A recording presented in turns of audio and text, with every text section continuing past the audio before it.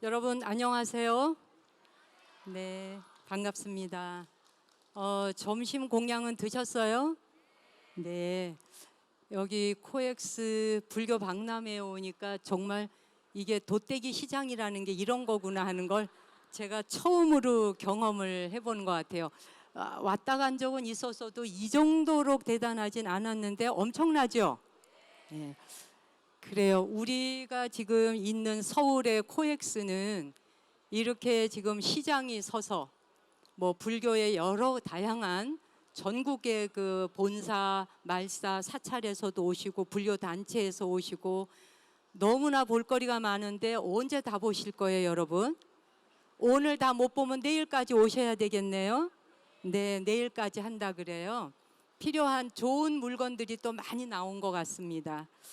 제가 5일 전에 그 산불 피해 지역을 다녀왔어요.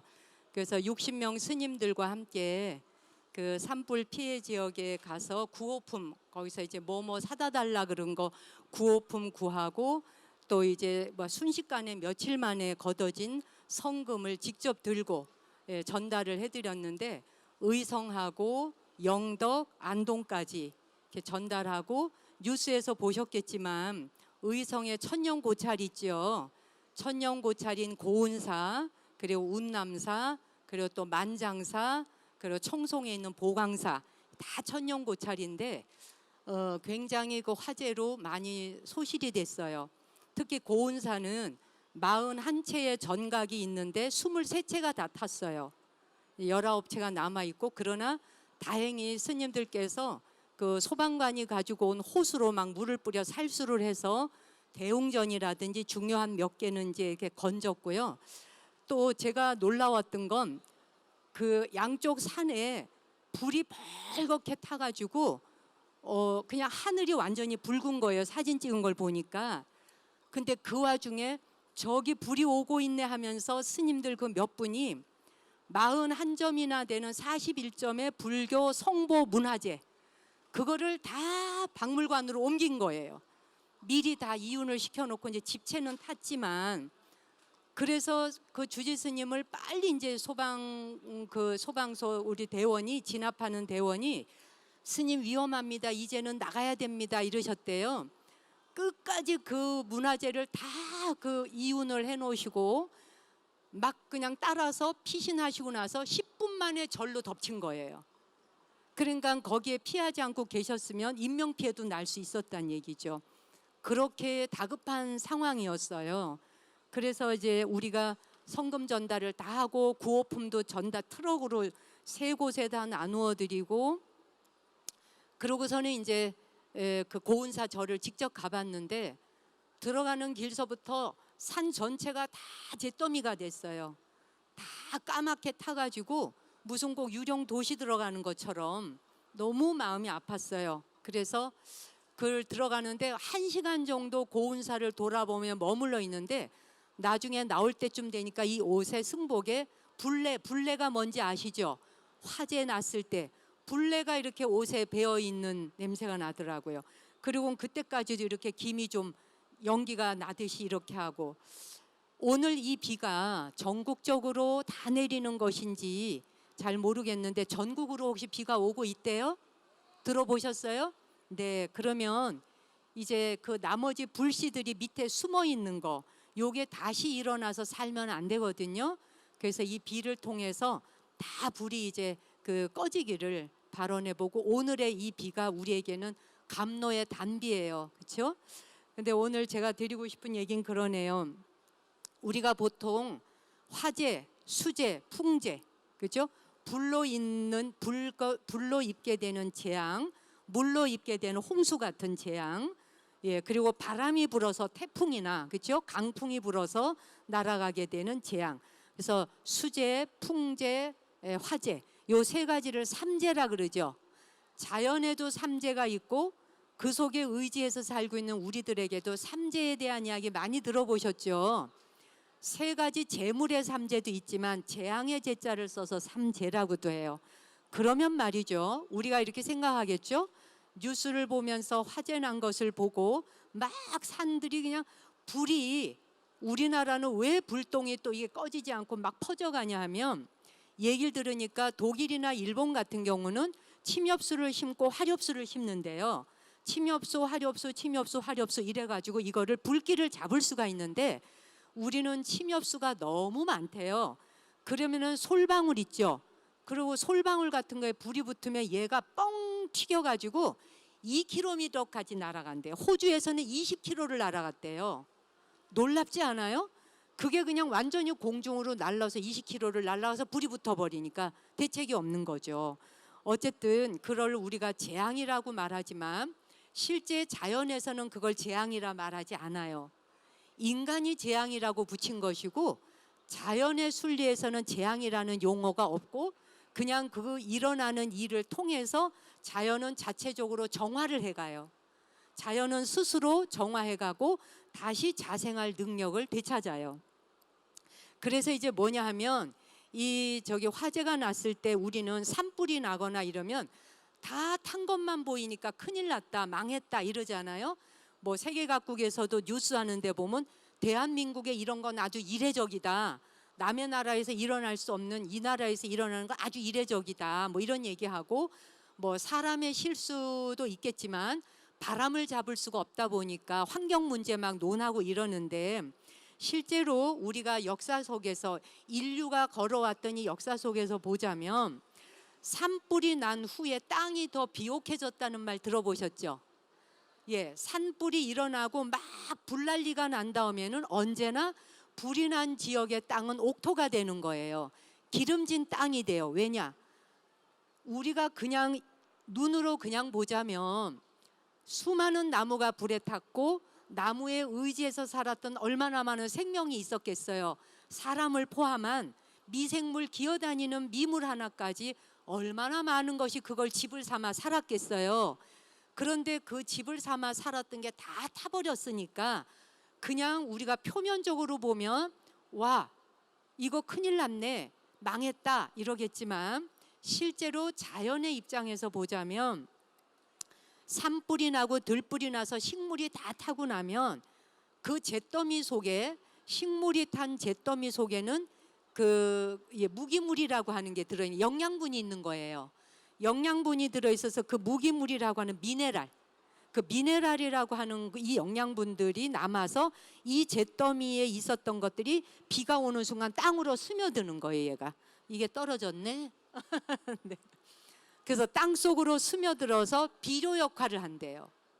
그래서 우리 그 얘기 아세요? 불난 곳에 다스이 집을 지으면 부자 된다. 들어보셨죠?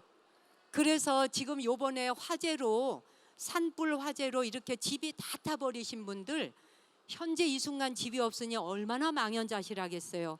그러나 10년 전, 50년 전에 우리나라로 생각하면 그때 당시에 피해 입은 사람은 정말 살 길이 막막했겠죠. 그러나 이제는, 지금은 아무래도 그분들의 살 길을 또 국민들이 많이 협조하고 돕잖아요. 우리 국민들 대단한 거 아시죠? 가만히 안 있잖아요. 남 잘못되는 꼴 또 못 봐요. 그렇죠? 예, 그래서 망하는 꼴은 못 봐요. 망하기를 바라면서 또 망하는 꼴을 못 봐요. 그런 거 있죠. 어쨌든 그래서 이 식물이 타고난 그 잿더미 위에서 영양분들을 통해서 땅으로 스며들어서 비료가 된다. 그 비료가 작용하면은 식물이 다시 새롭게 자라나는 환경이 되는 거예요. 그래서 이 말은 뭐냐면, 불이 한번 지나가고 나면 병들었던 식물이나 해충들이 한번 다 소멸되어지고, 그렇죠? 그 소멸이 되면서 그리고 자연이 다시 청소를 하게 되고, 그러면서 새로운 식물이 그 땅 위에서 다시 자라나게 되는 거예요. 한번 재가 된 땅은 그대로 잿빛으로 있지 않는다는 얘기예요. 다시 소생해요. 사람도 그래요. 이번에 근데 집이 다 통째로 불이 난 분들은 정말 뭐라고 말할 수 없을 정도로 너무 고통스러운 시간을 보내고 계세요. 네, 그분들에게 하루빨리 이제 지자체나 우리 국민들의 힘을 모아서 그분들이 의지해서 살 수 있는 터전이 마련이 되어야 될 거라고 생각을 해요. 그러면은 이제 뭐냐면, 불이 나가지고 나무가 다 타잖아요. 그러면 혹시 또 무엇이 좋은 게 있을 것 같아요? 여러분 생각에 어떤 점이 좋을 것 같아요? 한번 생각해 볼까요? 햇빛이 굉장히 땅에 직접적으로 내려간대요. 나무에 의해서 가려져 있었던 게 햇빛이 굉장히 많은 양이 땅으로 흡수가 된대요. 그래서 새로운 생명이 소생할 수 있게 만들어준대요. 그래서 이번에 화재를 입으신 분들, 또 화재로 인해서 희생이 되신 우리 그 진압하던 소방대원들, 또 산불로 인해서 희생되신 분들, 그 모든 분들의 죽음은 안타깝게 이를 데가 없어요. 또 병원에 계시는 분들 하루속히 건강 되찾아서 다시 원래대로 돌아오셔야 되고, 집을 잃은 분들, 또 이 산불로 인해서 모든 걸 일시에 잃었던 분들 다시 일어날 수 있도록 우리가 의지처가 되어주면 좋겠어요. 그래서 피해 입으신 분들에게 대한민국이 의지처가 되겠다고 큰 박수 한번 보내주시면 좋겠어요. 네, 고맙습니다. 네. 정말 제가 오늘 여러분과 나누고 싶은 이야기 뭘로 하고 싶으냐 이래서 제가 쓴 이게 지난 11월에 나왔는데요. 하루에 한 장씩 보게 되는 365일 달력책이에요. 인력북이 이게 나왔는데 정목 스님의 아침 편지라 그래서 날마다 마음의 꽃 한 송이를 전합니다라는 이제 소제목으로 이걸 만들었는데 2달 만에 그냥 책이 다 나가 버렸어요. 그래가지고 여기 와서 저기 김영사 직원한테 여유 좀 있으면 여기 몇 권 좀 갖고 오라 그랬더니 한 권도 없대요. 다 팔려서. 고마운 일이긴 한데 순식간에 다 나가 버렸어요. 자, 그런데 제가 여기 계시는 분 중에 한 분에게 오늘 생일인 분 혹시 계세요? 생일인 분 있으면 저기 우리 김영사지 저기 손 드신 분한테 마이크 좀 갖다 주시고 그 달력책 하나 주시면 혹시 거기 8월 23일 날짜를 한번 펼쳐 보시겠어요? 8월 23일 날짜를 한번 펼쳐봐 주시고요. 네, 마이크부터 먼저 드리고, 네, 어디에 사시는 누구세요? 안녕하세요. 네, 개포동에 사는 한영심이라고 합니다. 한영숙님? 네. 네, 개포동에 오늘 생일 축하드려요. 네, 감사합니다. 네, 고맙습니다. 그리고 지금 전달해드린 정목 스님의 아침 편지라는 거기에 8월 23일 거 나왔어요. 네네. 큰 소리로 한번 읽어보실래요? 네, 불이 난 후에 땅은 다시 비옥해지고 폭풍이 지나고 난 후에 공기는 더욱 맑아집니다. 힘든 순간이 찾아오면 그 역경이 나를 등 뒤에서 밀어주어 반걸음이라도 앞으로 나아가게 하고 있다고 생각해 보세요. 네, 지금 제가 드렸던 이야기이기도 해요. 자, 이렇게 불로 인해서 화재가 나고 나면 그것으로 인해서 소생할 수 있는 길이 다시 있어요. 그래서 화재가 났다, 산불이 났다라고 하는 건 다 사라지고 무너지고 소멸되죠. 사라지고 소멸되고 무너진 곳에서 새로움이 다시 탄생하는 거예요. 다시 새로워져야 되죠. 그래서 화재로 무엇인가를 잃게 되면 일시에 모든 것이 다 없어지게 되고 버려야 될 것들을 다 버리게 돼요. 어떤 면에서 우리가 살면서 버리지 못하는 거 굉장히 많잖아요. 근데 일시에 버려지고 난 다음에 다시 추슬러서 새롭게 이제 또 살아갈 길을 만들어 보는 거예요. 그때 혼자이지 않고 많은 사람들이 협조를 해서 다시 또 일어날 수 있는 힘을 줘요. 그래서 제가 오늘 여기 계시는 여러분에게 불자도 있고 아닌 분도 계시겠지만 불교의 아주 아름다운 이야기, 제가 너무 좋아하는 이야기인데 하나를 전해드리고 싶어요. 여시어경이라고 하는 경이 있는데 그 여시어경에 보면 수행승들에게 복 짓는 것, 즉 공덕을 지을 수 있는 기회가 왔을 때 망설이지 말아라라고 하는 말씀을 하시면서 부처님께서는 열에는 아주 오랜 세월이 지나오도록 선행의 공덕이 익어가면서 그러다 보니까 내가 원하는 걸 다 얻을 수 있었고 내가 바라는 걸 다 얻을 수 있었고 그 다음에 내가 뭔가 좋은 것을 나한테 끌어오고 싶을 때 좋은 걸 다 끌어올 수 있었고, 말하자면 여러분이 살아가면서 나 원하는 거 다 끌어오고 싶어, 내가 원하는 거 내 손아귀에 다 들어왔으면 좋겠어 라고 할 때 거기에 관한 이야기를 하신 거예요. 어떻게 내가 원하는 것이 내 앞에 다 당도할 수 있는가. 거기에 대해서 세종께서 그러셔요. 나는 아주 오랜 세월이 지나도록 선행공덕을 통해서 비로소 내가 원하는 것, 바라는 것, 마음에 드는 것, 내가 좋아하는 것, 이런 모든 것들에 대한 과보, 그것의 결과가 도착하게 되는 걸 실제적으로 나는 경험했노라, 이런 얘기를 하세요. 공덕을 통해서 그것이 온다는 걸 경험했다는 이야기예요. 예, 그러면서 7년이라는 시간 동안 자애심, 자비의 마음을 보내는 자애관이라고 하는 명상을 했다. 그 명상을 닦은 후에 나는 내가 그 명상을 닦으면서 7겁이라는 세월 동안 이 세계에 오지 않고, 그럼 어디 있었나? 신들이 사는 제석천신, 제석천의 왕으로 나는 35번을 살았고, 인간이 사는 세상에 최고의 정치가로서 으뜸이 간다고 하는, 가장 바른 정치를 편다고 하는 내가 전륜성왕으로도 수많은 성왕의 자리를 지내봤다. 모든 공덕으로. 그래서 나는 그 많은, 내가 그 전륜성왕의 자리도 있어봤고 제석천신의 왕으로도 있어봤는데, 그 많은 왕자리, 그것이 어떻게 돼서 오게 됐느냐? 내가 선행을 베풀었던 공덕의 대가로 왔더라. 그래서 왕이 되고 싶은 사람도, 또 이 제석천신이 되고 싶은 사람도, 하늘나라에 가고 싶은 사람도 모두가 공덕을 짓는 가운데서 얻어지게 되더라라는 이야기를 하세요. 그러면서 그런데 나는 그것을 위해서 뭐를 했는가? 오늘 여기 불교 이야기를 처음 듣는 분이 계시다면 정말 인문학으로 들어도 좋고 한번 들어보세요. 저와 우리 스님들과 불자들을 모두 다 새로운 삶으로 살아갈 수 있게 만들어준 이야기이기도 해요. 지금 이야기가.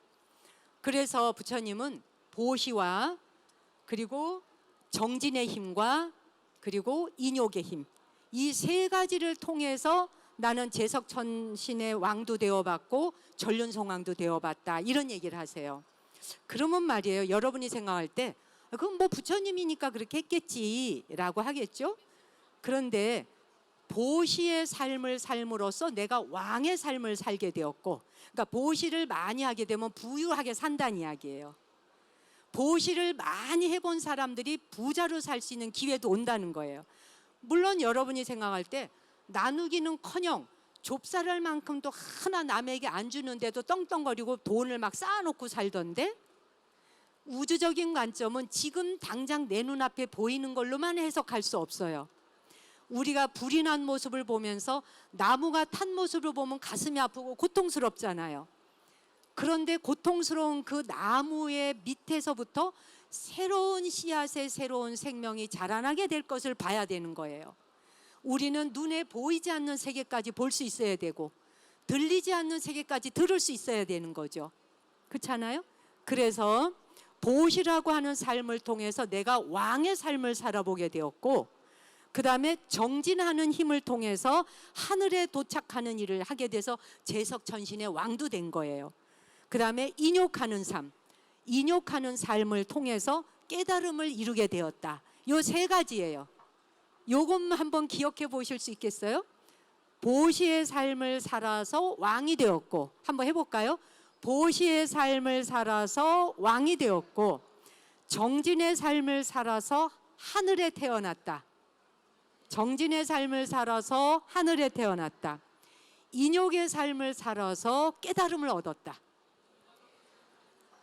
깨달음을 얻었다. 지금 딱 들으니까 무지 어렵구나 싶으시죠? 무지 어렵구나 싶은데 이 길이 사실은 붓다가 가신 길을 우리도 갈 수 있다고 하신 거예요. 그래서 중요한 거는 보살은, 또는 우리 인간이라고 하는 이 호모사피엔스가 왜 지구촌에 80억 인구가 뒤덮였을까? 인간의 삶이 지구촌을 뒤덮었을 때는 그만한 이유가 있고 그만한 가치가 있을 거예요. 그렇죠? 의미가 있을 거예요. 그럴 적에 불가에서 보살은, 또 일반적으로는 우리 사람은 1000번 만번 고통을 통해 넘어지고 또 쓰러져도 다시 일어나야 되는데 무슨 힘으로 일어나야 될까? 자비의 힘으로 일어나거라, 이러셨어요. 스스로에게 자기가 고통받고 있을 때에 자비의 힘으로 자기를 일으켜 세워야 돼요. 내가 괴롭고 힘들 때일수록 나를 핍박하고 겁박하고 나를 욕하고 모질게 굴고 거칠게 굴면 내가 싹이 없어지겠죠. 못 일어서겠죠. 그래서 1000번 만번 넘어지고 또 넘어지고 쓰러지고 또 쓰러져도 그렇더라도 자비의 힘으로 다시 나를 일으켜 세워야 한다. 그래서 붓다가 당신이 직접 경험한 얘기를 하는 게 금강경에 나와요. 불자라면 다 금강경 읽어보셨을 거예요. 거기에 보면 칼림카 왕이 인욕 선인하고 만나는 이야기가 나와요. 인욕 선인이 바로 부처님이에요. 참는 사람이라 해서 인욕 선인. 그런데 칼림카 왕이라는 사람이 인욕 선인이라는 이분이 하도 잘 참는다 그러니까, 그래? 네가 얼마나 잘 참나? 그럼 내가 한번 시험해 볼까? 네가 얼마나 참는지 한번 보자. 그러면서 막 욕을 하고 모함을 하고 막 모욕을 줘요. 모욕을 막 주고 심하게 막 때리고 그냥 고문까지 해요, 이 왕이. 그런데 인욕선인은 바로 부처님이 인욕선인이었어요. 인욕선인은 평온한 표정으로 전혀 고통스러워하지 않고, 나는 너를 미워하지 않으며, 나는 당신을 미워하지 않으며 당신 또한 이 고통의 업으로부터 풀려나기를 바랍니다 라고 이러는 거예요. 그랬더니 칼림카 왕이 더 막 열받았어요. 화가 치밀어 올라가지고 뭐 네가 뭐 원망 저기 나를 미워하지 않아? 그리고 뭐 내가 고통에서 벗어나라고? 내가 이렇게 너를 팔다리를 자르는데도 네가 그 말 할 수 있는지 한번 보자.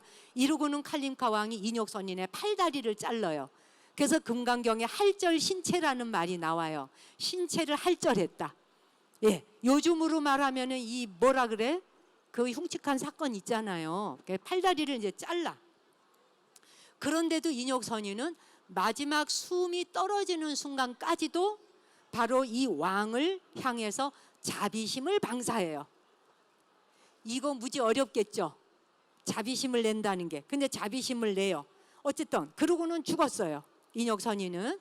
근데 이제 시간이 흘러서 왕이 좀 이거를 뒤늦게 깨닫고 후회가 돼. 후회가 돼서 내가 악행을 저질렀구나 하고 후회를 좀 해. 근데 어쨌건 인욕선인은 숨이 끊어지는 순간에 큰 소원을 세워요. 이건 뭐냐면, 여러분들도 고통스럽고 괴로울 때 자기에게 새로운 꿈을 심어주셔야 돼요.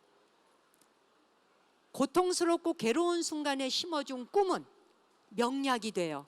말하자면 화재가 난 땅이 비옥한 옥토로 바뀔 것이기에, 여러분이 고통스럽고 괴로울 때 여러분이 어떤 삶의 길을 나가고 싶은지 새로운 꿈과 희망에 대한 걸 스스로 다시 자기에게 다짐하고 만들어야 돼요. 바로 인욕선인은 숨이 끊어지고 죽는 순간에 뭐라고 서원을 세웠느냐? 나는 언젠가 완전한 깨달음을 얻어서 세상의 모든 존재를 자비로 이끌겠습니다 라는 원을 세워요. 이 정도 수준이 되면요, 여러분이 생각할 때 와, 숨 끊어지면서 내가 언젠간 깨달음을 얻어서 고통받는 모든 사람들을 나는 자비로 이끌 거야, 이런 말을 과연 할 수 있을까? 그거 미친 거 아니야? 뭐 이렇게 생각할 수도 있을 거 아니에요. 그러니까 미쳐야 되는 거예요. 미치지 않은 상태에서는 이런 소원 못 세워요. 그렇죠? 우리가 생각하는 일반적 제정신 가지고는요, 귀에는 귀, 눈에는 눈, 이에는 이예요. 그렇죠? 그런데 그 법칙의 경계를 넘어서는 세계를 얘기하고 있잖아요. 그게 여러분들을 살릴 것이니까. 여러분이 경제적으로 힘들거나 사회에서 힘들고 직장 생활이 힘들고 인간관계가 힘들고 가족관계가 힘들고 어려움이 폭풍처럼 다가올 때, 정말 들불과 산불이 일어난 것처럼 나에게 화덕불이 일어나듯이 내 가슴에 불을 질러댈 때, 아, 이 불길을 통해서 내 가슴이 까맣게 타고 난 뒤에, 까맣게 탄 그 잿더미 위에서 나는 어떤 사람의 존재로 살아가고 싶지라고 스스로에게 물어보세요. 그리고 그때 여러분이 원하는 소원을 세우셔야 돼.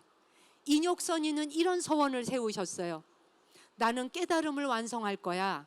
그리고 나는 자비심으로 고통받는 사람을 다 나는 구원할 거야 라고 했거든요.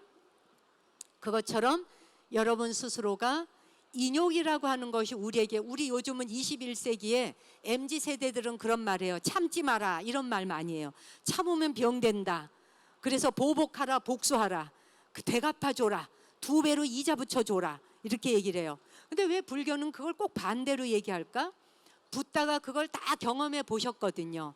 그랬더니 보복해주고 2배로 갚아주고 이자 붙여주고 이것의 결과는 4배, 8배로 다시 이자 붙어서 내게 다시 돌아왔기 때문이에요. 다시 돌아와서 또 내가 16배로 갚아주고 나면 32배로 다시 돌아오기 때문이에요. 한 번도 그것이 멈춰본 적이 없었다는 걸 붓다는 우주관에서 내다보시게 됐어요. 그리고 스스로 수행을 통해 그것을 완전히 번뇌를 끊듯이 칼로 자르듯이 잘라내셨던 거예요.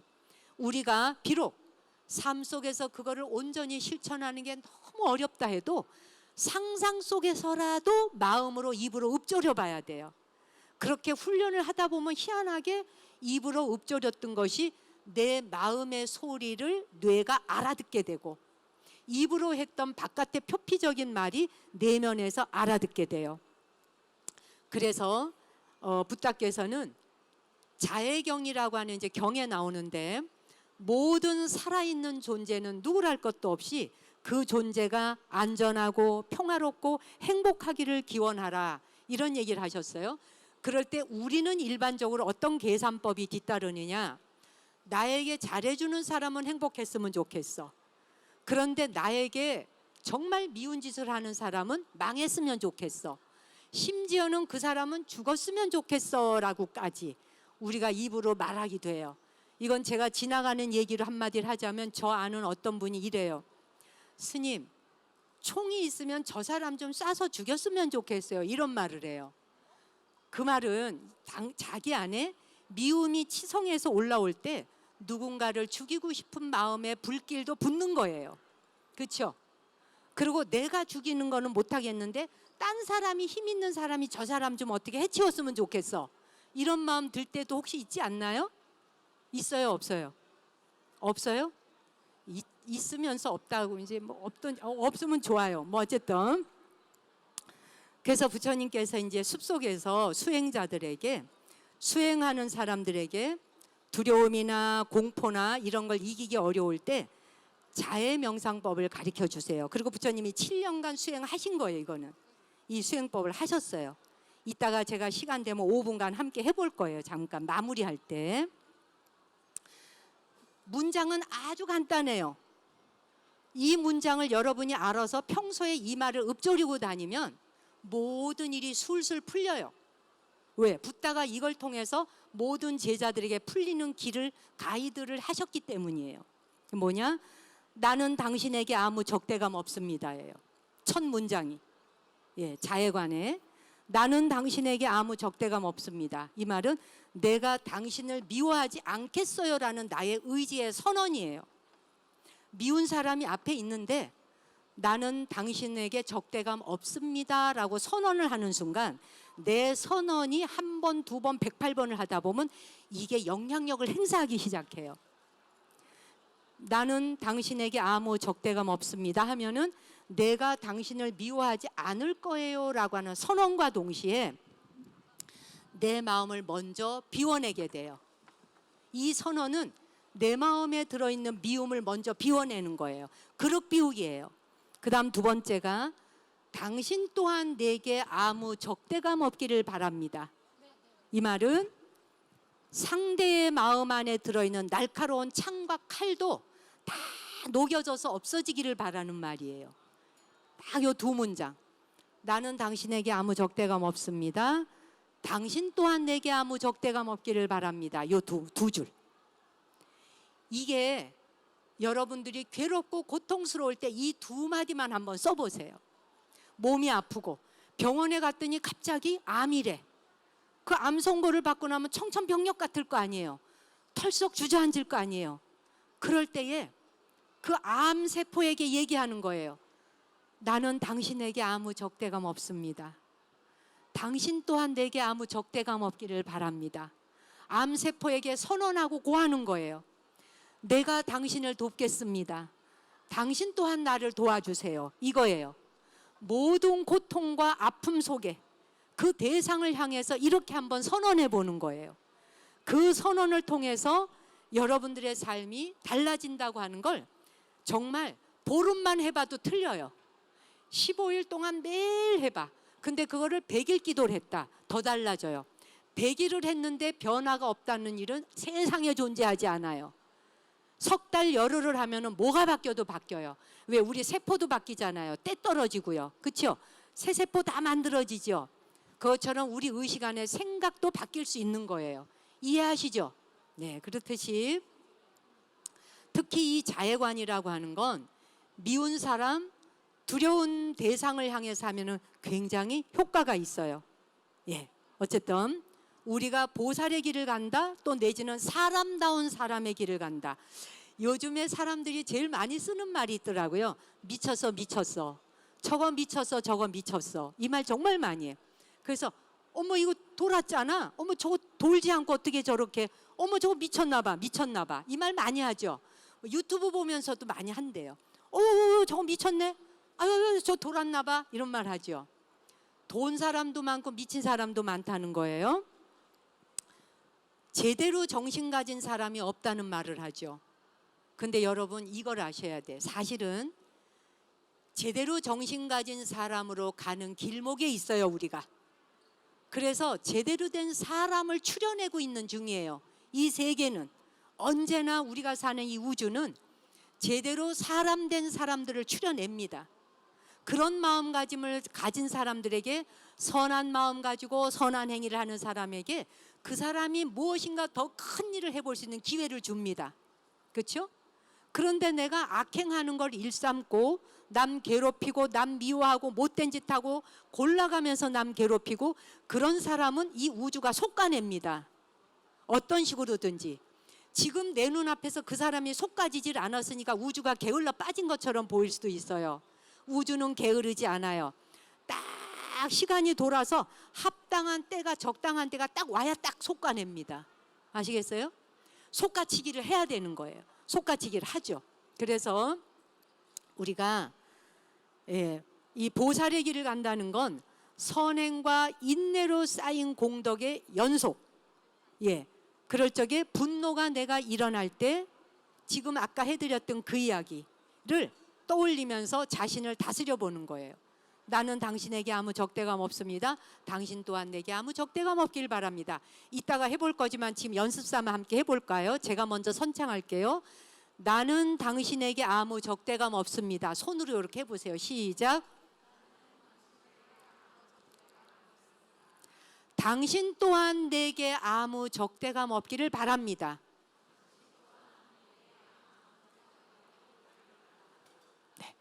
이 말 외워서 이것만 읊조리셔도 여러분의 삶이 달라져요.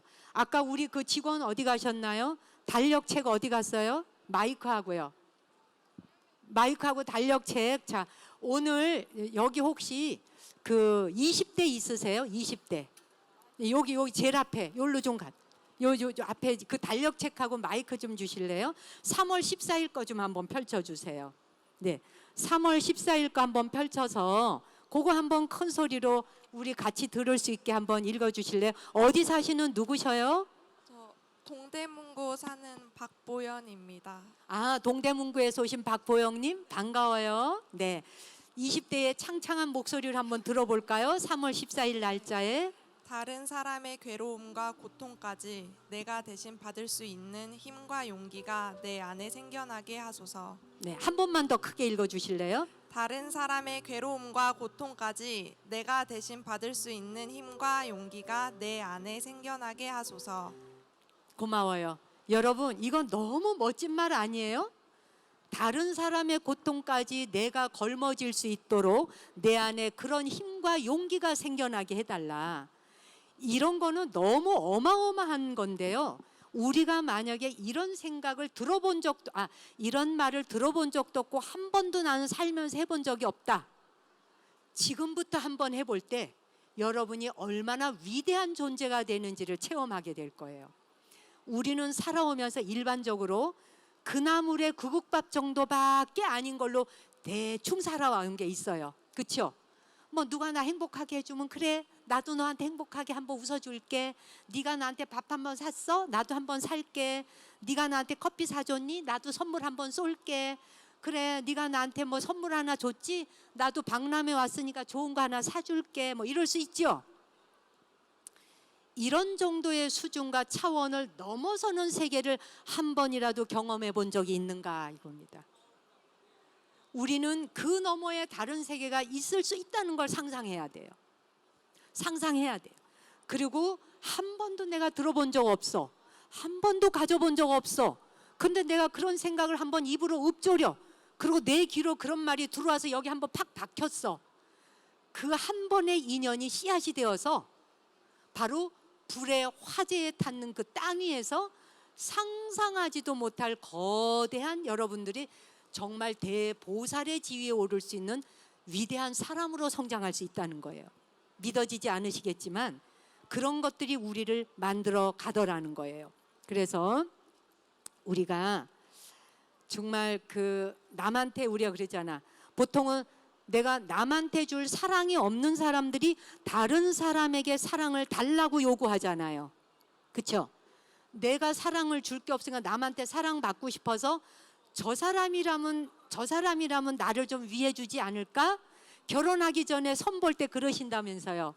인상 보고 말투 보고 모습을 보고 저 정도의 사람이라면 나하고 마음 맞춰 사면서 나를 위해주겠네 이렇게 생각한대요. 그러고 결혼을 하기도 한대요.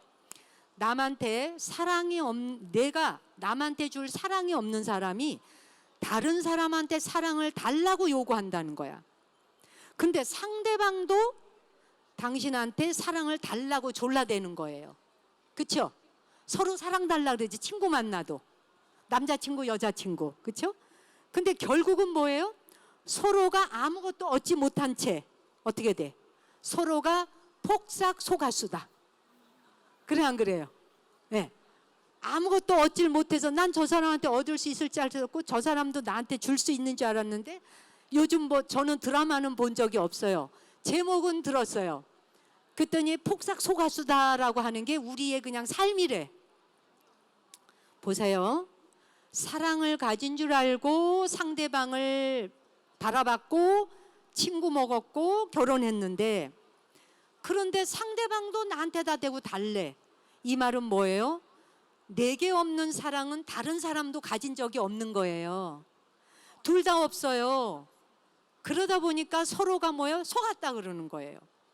이 말은 뭘까요?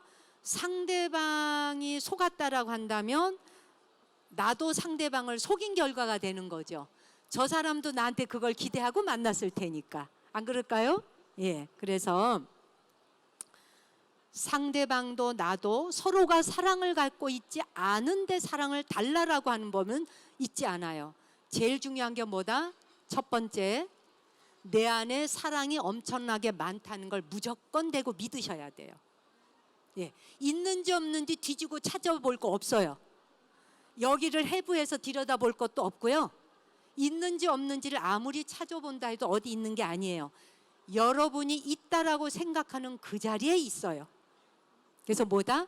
나는 사랑으로 충만한 사람이야 라고 생각하셔야 돼. 나는 사랑 자체야. 나는 요즘 뭐 그런 말 많이 하대? 뭐 사랑받으려고 태어난 사람 뭐 맞나요? 그리고 사랑받기 위해 태어난 사람 이런 말을 많이 해요. 여러분은 사랑받으려고 태어났단 말은 여러분에게 사랑이 이미 장착되어 있다는 말이에요. 사랑이 장착되어 있지 않은 사람은 아무도 없어요. 근데 우리가 그걸 까먹었고 믿지 않는 거예요. 믿어봐야 돼. 그리고 저는 가끔 이런 생각을 한 번씩 합니다. 여러분도 그런 생각 해보시는지 모르겠는데 살다 보면 길에서 우리는 수많은 사람을 만나요. 내 인생의 길에서. 말하자면 나를 도와주는 사람도 있고 나에게 괴로움을 주는 사람도 있겠죠. 그리고 배신하는 사람도 있을 수 있고 그리고 바라는 바 없이 나를 돕는 사람도 있겠죠.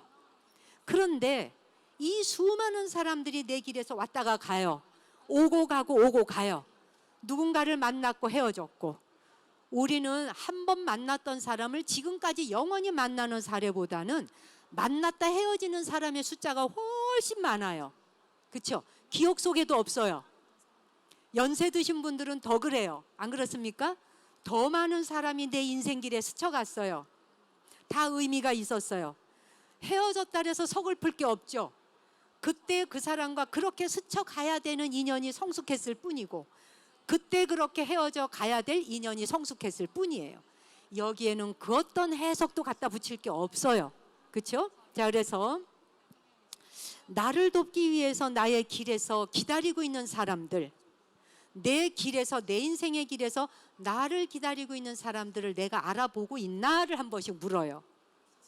그러면 우리는 도움 주는 사람만 나에게 좋은 사람인 줄 알아요. 나를 괴롭히는 사람도 나를 어마무쌍하게 성장시켜주는 사람이라는 걸 내가 알아볼 수 있는 눈이 있냐는 걸 물어봐야 돼요. 말하자면 돈을 빌려줬는데 돈 안 돌아오고 돈을 뜯겼어. 그 사람이 과연 나를 도움을 주는 사람이라고 생각할 수 있나요? 나를 괴롭히는 왼수라고 생각하죠. 그래서 저 사람은 내 돈을 떼어 먹었으니까 망해야 되는 사람인 거죠. 사회의 계산법으로 보자면요. 그런데 우리가 요거를 한 단계만 건너보자 이거야. 한 단계만 건너 뛰어 넘어가 보면 뭐 쉽게 말해서 그래 먹고 떨어져라 뭐 이렇게 하시는 분들도 있을 거 아니에요? 그럴 때에 그 존재가 나를 일깨우기 위해서 난데없이 다가와서 내 돈을 빌려갔는데 갚지를 않고 내 돈을 떼어 먹었네? 돈을 떼어 먹었네에서 멈출 것인지, 돈을 떼어 먹었네라고 하는 거에 멈추어서 나는 저 사람하고는 인간관계 할 수 없어. 인간관계 안 해도 상관없어요. 그 사람과 다시 친구 먹으라는 거 아니에요. 친구 안 먹어도 돼. 그런데 내가 온전해져야 되잖아. 근데 내가 나까지 거기에 내다 버리면 안 되잖아요. 내가 나까지 쓰레기를 만들면 안 되잖아요. 그렇죠 여러분? 그러면 떼어 먹었네라고 하는 걸 통해서 나에게 이런 것이 어떤 이 길에서 나한테 이게 왜 왔을까? 어떻게 오게 됐을까? 내가 무조건 되고 사람을 믿어대는 것만이 전부는 아니구나 하는 것도 알아야 되고, 내가 보는 방식으로 믿었는데 그 사람도 그렇게 할 것이다라는 내 방식의 믿음이 다른 사람의 우주 안에서는 전혀 맞지 않을 수도 있다라는 걸 학습해야 되죠. 그러면 두 번 다시 그런 행위를 안 할 수 있도록 스스로 또 조율해야 되겠죠. 안 그래요 여러분? 굉장히 크게 배우게 되잖아요. 어쨌든 내가 살아가는 인생길에서 나와 마주치게 되고 만나게 되는 사람, 그게 좋은 인연으로 오건 나쁜 인연으로 오건 나를 괴롭히러 오건 기쁜 마음으로 오건 어떻게 오던 그들이 내게 당도했을 때 그 당도했는 그것이 나를 일깨우기 위해서 와 있음을 내가 알아차릴 수 있나? 이걸 한 번씩 묻는 거예요. 그걸 한 번씩 물어야 돼. 회사에서도 유난히 자기를 갈구는 사람이란 말 들어보셨어요? 아무 뭐 어떻게 한 게 없는데 자기를 이상하게 긁어대는 사람, 이런 사람들이 있대요. 회사에서. 그 긁어대는 사람이 행복한데 그렇게 긁을까요? 행복하지 않다는 걸 일단 기본으로 아셔야 돼요. 행복한 사람은 남을 긁지 않아요. 제일 중요한 건. 그래서 그 사람을 딱 볼 때 무지 저 사람이 불행하구나라고 하는 걸 먼저 아실 필요가 있어요. 그럴 때 아까 제가 뭘 보내라 그랬어요? 마음으로 나는 당신에게 아무 적대감 없습니다. 당신 또한 내게 아무 적대감 없기를 바랍니다. 그렇죠? 예. 이것이 굉장히 중요한 메시지가 될 수 있어요. 그러니까 괴롭힘을 당하고 있는 걸 막을 수는 없어요. 왜? 상대가 하는 짓이니까. 상대방이 하고 있는 거는 내가 근절시킬 수 없다는 걸 기본 원칙으로 아셔야 돼요. 그 사람이 이상한 말을 하고 이상한 행동을 하고 나를 괴롭히고 할 때 그 상대방의 우주에서 일어나는 거는 내가 조율할 수가 없어요. 그런데 그런 순간에 내 마음을 내가 조정할 수 있는 건 내 의지예요. 그것만이 내 주인이에요. 이건 이해하실 수 있죠. 그때 어떤 마음을 선택할 것이냐 하는 것이죠. 그것이 자기 삶을 완전히 다른 세계로 이끌게 돼요. 즉, 내 삶의 길에 나타난 사람들은 나의 목적이 이루어지도록 돕는다. 사람이 누가 무슨 말을 했을 때 말을 한마디도 대꾸를 못하는 사람이 있죠. 속만 끓이는 사람이 있어요. 속으로만 끓이고 밖으로 발설을 못하는 사람이 있어. 그러면 이런 사람은 계속 반복적으로 당하겠죠. 왜? 반복적으로 당하도록 자기를 방치하고 있잖아요. 안 그래요? 예. 그래서 용기 내서 말했다가는 회사에서 잘리는데요? 라고 생각해요. 회사에서 잘리는지 안 잘리는지 경험해 봐야 돼요. 해봤냐는 거예요. 무조건 두려워하기보다 두려워하는 생각을 내기 이전에 오늘 제가 이 방법 하나만 가르쳐 드릴게요. 자, 누군가 내가 원치 않는 어떤 방식으로 나를 괴롭혀. 그럴 때 도망가고 나는 저 사람 보기 싫어 이러지 말고 딱 정당한 방법으로 서서 잠시 눈을 감고 그 사람을 떠올려요. 온 몸을 다 떠올려. 뭐 정확하지 않아도 돼요. 떠올리고 입가에 미소를 의도적으로 만들어요. 그리고 나는 당신에게 아무 적대감 없어요. 당신 또한 내게 아무 적대감 없기를 바래요. 내가 고통받고 싶지 않듯이 당신도 고통받지 않기를 바래요. 뭐 이런 말 있잖아. 그런 말을 통해서 한 3번 정도 자기를 먼저 정화해요. 정화하고 나면 내 에너지가 바뀌어요. 두려워하는 마음의 에너지, 공포감의 에너지, 도망가고 싶은 마음의 에너지, 피하고 싶은 모든 에너지가 바뀌어요. 담대하게 설 수 있는 용기로 바뀌어요. 그러고 났을 적에 그 사람에게 말해요. 나는 당신이 나에게 이렇게 말하고 행동할 때 내가 너무 힘들어요. 그런데 내가 당신이 너무 미워지려고 그래요. 내가 당신을 미워하지 않을 수 있도록 당신이 이렇게 하는 행동을 멈추어 주면 좋겠어요. 그리고 한 번은 내가 부탁할 수 있는 거예요. 부탁했는데도 안 들어먹어. 그때부터는 상대 안 해도 괜찮아요. 굳이 상대하라는 거 아니에요. 그러나 자기 마음 안에서 이런 말을 읊조리면서 내 안에 불쾌한 감정은 내가 스스로 정화해야 돼요. 왜? 산불이 났을 적에 나무가 다 탔고 모든 산천이 다 탔어요. 제가 들어가는데 전부 불이 나서 서 있는 나무들이 서 있어요. 그 나무들은 곧 비가 오고 무너지면서 흙으로 돌아갈 거예요. 그리고 그 식물들이 가지고 있던 그야말로 영양분을 흙에게 돌려줄 거예요. 흙한테 돌려주고 옥토로 만들어줄 거예요. 변화시킬 거예요. 이걸 기억하세요. 여러분한테도 불을 지르는 사람이 있어요. 산불, 들불 일어나듯이 확 불이 일어날 때 그 불길에 다 타버린 재가 남도록 하지 말고 불길을 끄도록 하세요.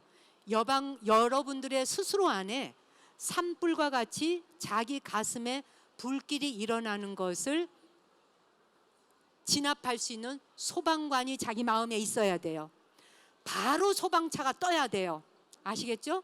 소방차가 바로 떠서 불을 제압해야 돼. 그러면 바깥 세상은 살수를 해서 물대포를 쏴갖고 불을 끄는데 우리 안에 물대포는 뭐다? 나는 당신에게 아무 적대감 없습니다. 당신 또한 내게 아무 적대감 없기를 바랍니다. 요게 살수 그냥 불 호수 막 쏴대는 거하고 똑같아요. 아시겠죠?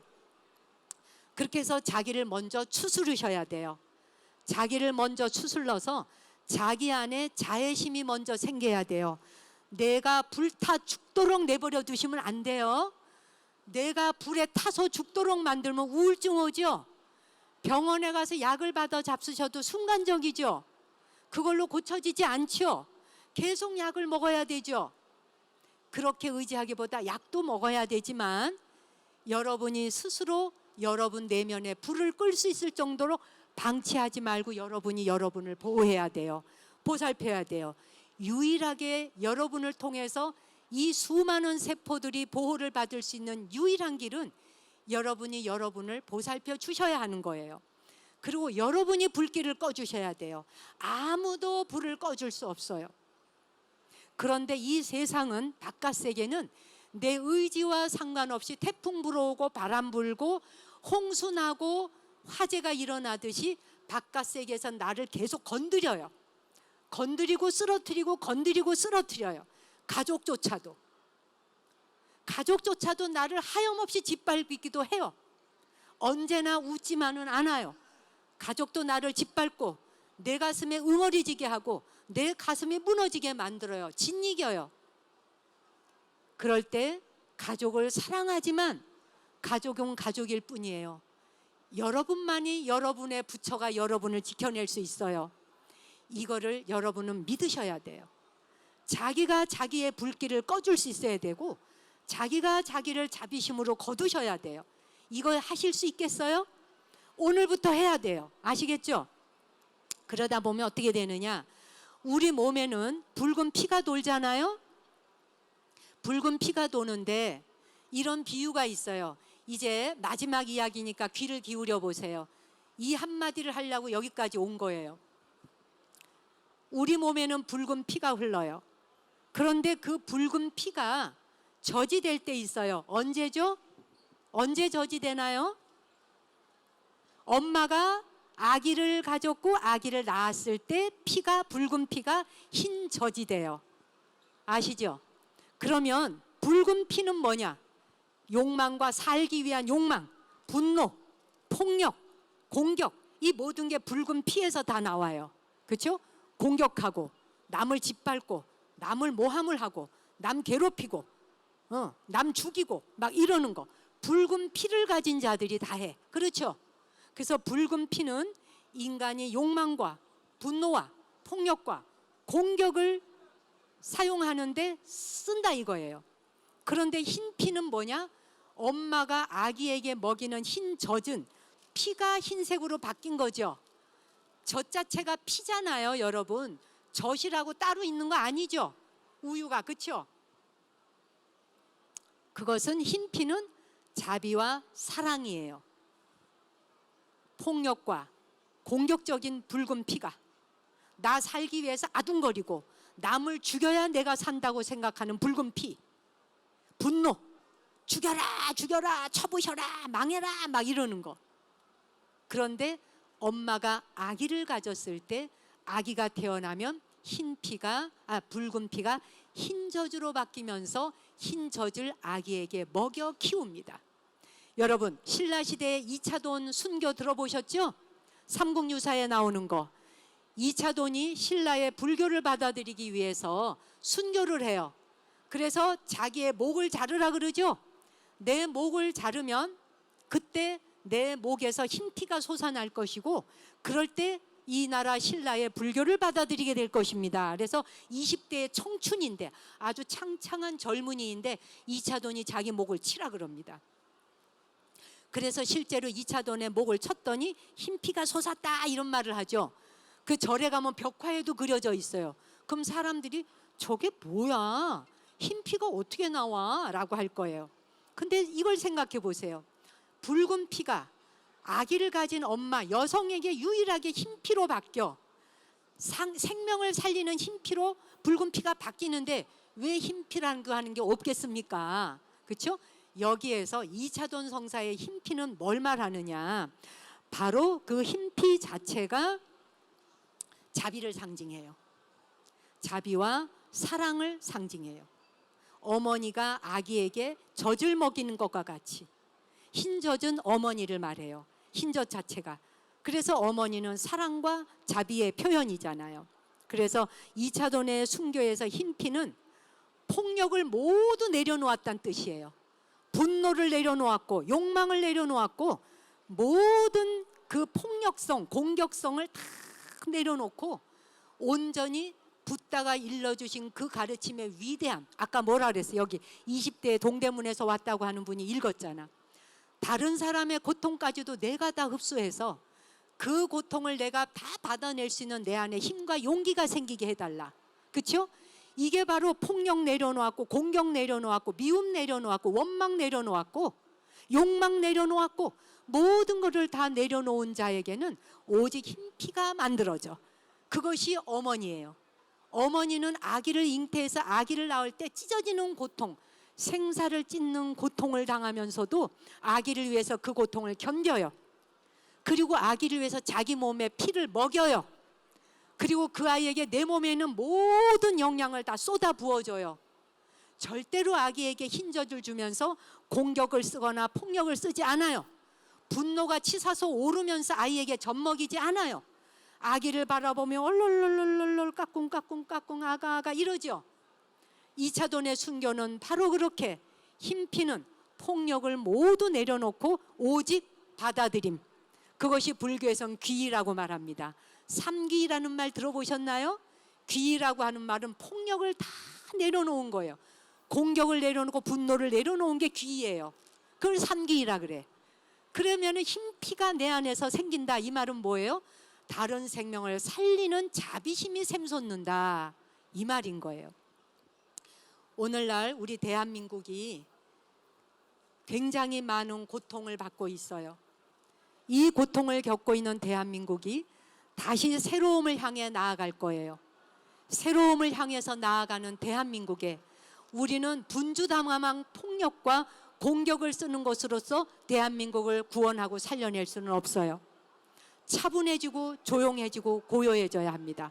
끝으로 한 3분 정도 잠시 숨 가다듬으면서 우리 이 자리에 이 돗대기 시장 같은 곳에서 이 자리에 와서 앉아 계시는 여러분만이라도 숨 한 번 들이쉬고 내쉬면서 고요적정을 찾는 자가 있다면 그 순간 대한민국은 안전한 길로 가게 된다는 거예요.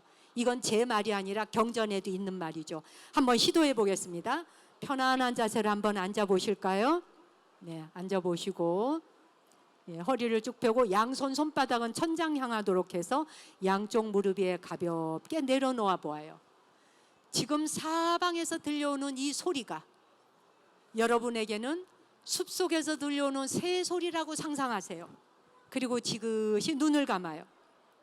지그시 눈을 감고 그 어떤 소리라도 처음에는 잡소리로 들려요. 그러나 여러분의 마음이 고요해질수록 저 소리들은 마치 물방울 떨어지듯이 고요하고 새가 지저귀는 소리와 같아질 거예요. 숨 한 번 들여쉬고 내쉬어줘요. 다시 한번 숨 한 번 들여쉬고 내쉬어줘요. 한 번만 더 숨 들여쉬고 숨 내쉬고. 좋아요.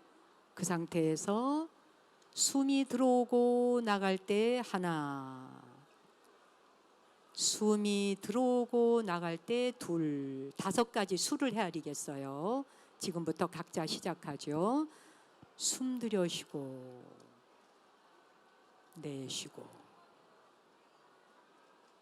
숨 들여쉬고 내쉬고, 숨 들여쉬고 내쉬고, 숨 들여쉬고 내쉬고. 이번에는 온몸으로 숨을 쉬어봐요. 이곳에 있는 모든 소리를 다 흡수하세요. 통짜로 그대로 숨을 쉬면서 빨아들여요. 쫙 빨아들여요. 청소기가, 진공호흡기가 빨아들이듯 이곳의 소리들을 완전히 다 흡수하면서 숨을 쉬어요. 그리고 입가에 미소를 지면서 숨을 편하게 천천히 내쉬어요. 고요를 이 장소에, 이 공간에 선물로 내뱉어 주세요. 그리고 눈 감고 제가 말하는 대로 조용히 따라와요. 당신이 앉아있는 앞에 수많은 사람들이 앉아있다고 상상해요. 끝간데 없이 구름처럼 앉아있다 상상하고 의식을 확대하세요. 당신이 앉아있는 오른쪽 방향으로 수많은 사람들이 앉아있다. 내 부모님과 가족과 친구와 지인들과 그 밖에 모르는 사람들까지 오른쪽 방향에 가득하다고 상상하세요. 이번엔 왼쪽 방향에도 또한 그렇게 많은 사람이 가득하다 상상하세요. 의식을 확장시켜서 끝간데 없이 코엑스라는 이 공간을 뚫고 나가셔도 돼요. 이 세계를 떠올려도 돼요. 의식을 확장시켜 주세요. 이번엔 당신의 뒤에, 등 뒤쪽으로 무수한 존재들이 구름대처럼 앉아있다 상상해요. 이 공간을 넘어가세요. 대한민국을 넘어가세요. 이 지구촌 전체로 퍼져나가도록 의식을 확장시키세요. 입가에 미소를 지어주세요. 그리고 당신의 머리 위에 허공 가운데 수많은 생명체들이 존재한다 떠올리세요. 날아다니는 새들도 있고 공기 중에 수많은 생명들을 떠올려요. 이번엔 끝으로 당신의 발 아래, 우리가 사는 이 지상의 밑에 수많은 존재들에게까지 당신의 그 의식을 확장시켜 가세요. 좋아요. 자, 이제 아주 편안한 마음으로 제가 하는 말을 마음속으로 그대로 따라해요. 입 밖으로 함께 읊조려 보겠어요. 이 모든 존재들 향해서 이렇게 속삭여 보세요. 나는 당신들에게 아무 적대감 없습니다. 시작.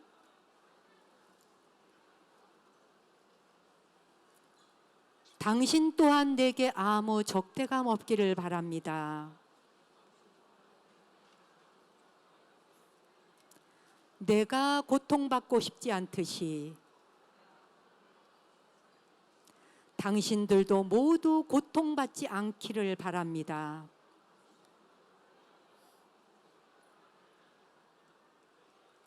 나와 모든 존재가 함께 건강하기를 바랍니다.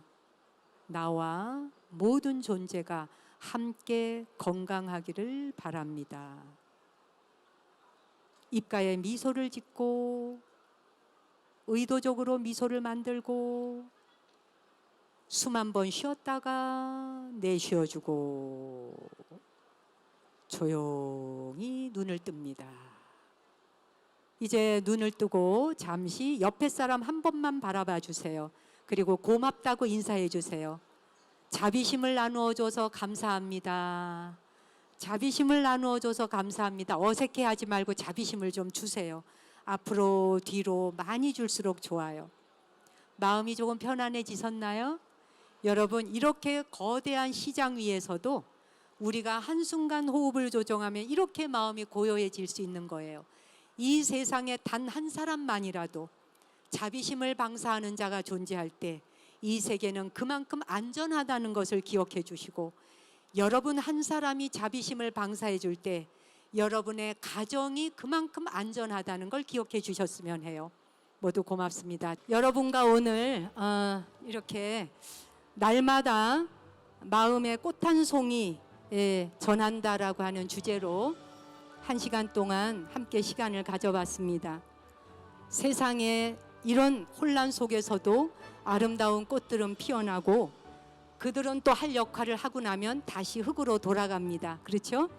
우리도 그렇게 멋지게 한 생을 살다가 가는 존재들이라는 것을 생각하고, 오늘 제가 여러분에게 드렸던 메시지 하나가 여러분 삶의 나침반이 되어줄 수 있으면 좋겠습니다.